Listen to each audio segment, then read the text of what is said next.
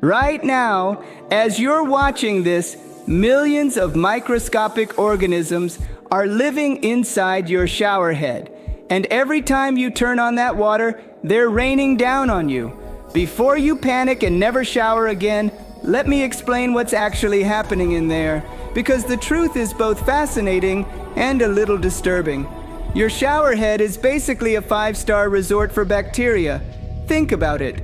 It's warm, it's moist, and there's a constant supply of minerals from your water. This combination creates the perfect breeding ground for microbial life. Studies show that shower heads can harbor millions of bacteria per square inch, including mycobacteria, which are distant cousins of the bugs that cause tuberculosis and leprosy. But here's the thing, most people don't understand. The majority of these microbes are completely harmless to healthy people. They're just living their best lives in your plumbing. The real problem starts when biofilm builds up inside the shower head. If you've ever unscrewed your shower head and seen that slimy, discolored gunk coating the inside, that's biofilm. It's not just dirt or mineral deposits. It's a thriving bacterial city with its own infrastructure. This slimy layer becomes a protective fortress where bacteria multiply rapidly and shield themselves from chlorine and other disinfectants in your water. Every time water sits in those pipes between showers, these microbial communities grow stronger and more established. When you finally turn on the water in the morning, something dramatic happens. All those bacteria get aerosolized into a fine mist that you breathe directly into your lungs.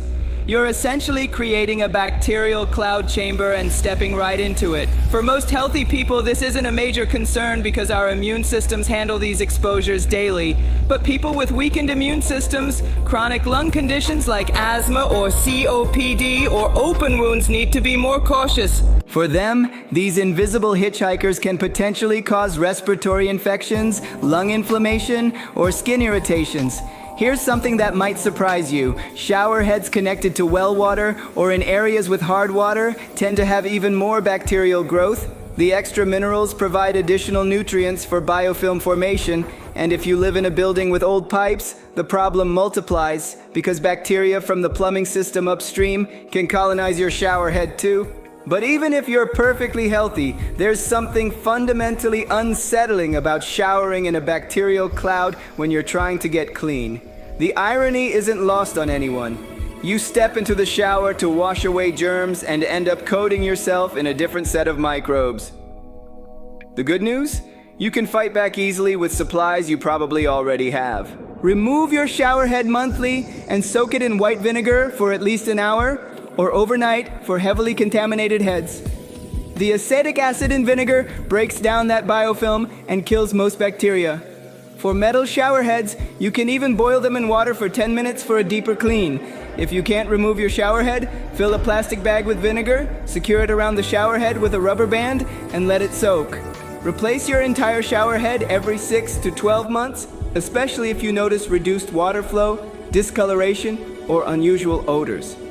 These are warning signs that biofilm has become too established to clean effectively. Let the water run for a few seconds before stepping in to flush out any stagnant water where bacteria concentrate overnight. And consider installing a shower filter if you have hard water or live in an area with questionable water quality. These filters can reduce the minerals and contaminants that feed bacterial growth. Your shower should clean you, not coat you in microscopic passengers. Time to evict those unwelcome guests and take back control of your bathroom.